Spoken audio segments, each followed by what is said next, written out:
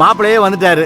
ரூபினி, இதை மாப்பிள்ளை கொடுத்து எல்லாத்தையும் நிரப்ப சொல்லு. போட்டோ, ஆதார் கார்டு கட்டாயம்னு சொல்லு. தாத்தா காட்டுங்க.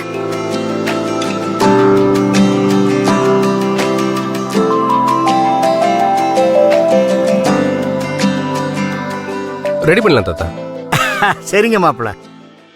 தாத்தா, பொண்ணு பையனுடைய அப்பா அம்மா கையெழுத்து கேட்டிருக்காங்க. பொண்ணோட அப்பா அம்மா ராஜசிங்கம், ரங்கநாயகி, அவங்கிட்ட இங்கேயே கையெழுத்து வாங்கிடலாம். மாப்பிள்ளையோட அப்பா அம்மா கல்யாணத்துக்கு வருவாங்கல்ல, அப்போ வாங்கிடுவோம். உங்க அப்பா அம்மா கல்யாணத்துக்கு வந்துருவாங்கல்ல மாப்பிள்ள சார்? ஓ எஸ், வந்துருவாங்க. அவங்க வராம எப்படி கல்யாணம் நடக்கும்? இது என்ன கேள்வி? கோயில்ல கல்யாணம் நடந்தாலும் ரிஜிஸ்டர் பண்ணுவோம். அப்ப இந்த ரெண்டு குடும்பமா அங்கதான் இருக்கும். ரெண்டு குடும்பத்தோட சம்மதத்தோட தான் இந்த கல்யாணம் நடக்கும். எல்லாரும் அங்கதானே இருக்க போறோம். இல்ல ஆண்டி, நிச்சயமா மாப்பிள்ளையோட அப்பா அம்மா வந்துருவாங்களான்னு கேட்டேன்.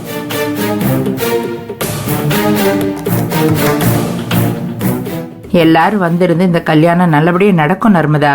நீ இதுக்கும் கவலைப்படாத. என்ன பேரண்டி? இந்தா. ஐயா, இதே யாரு குடிப்பா? டேய், மாமா கிட்ட குடுறா. எப்ப பார்த்தாலும் அதே நினைப்பா இரு. அப்பப்போ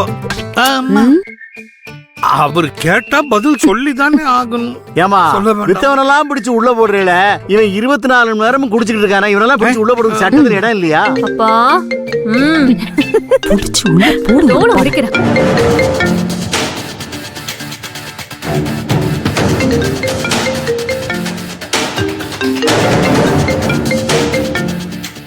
தாத்தா ஒரு போன் பேசிட்டு வந்தேன். சரி மாப்பிள்ள, போய் பேசிட்டு வாங்க. கிழிச்சிடாதீங்கடி. பாருமா என்ன போட்டிருக்கு பாரு.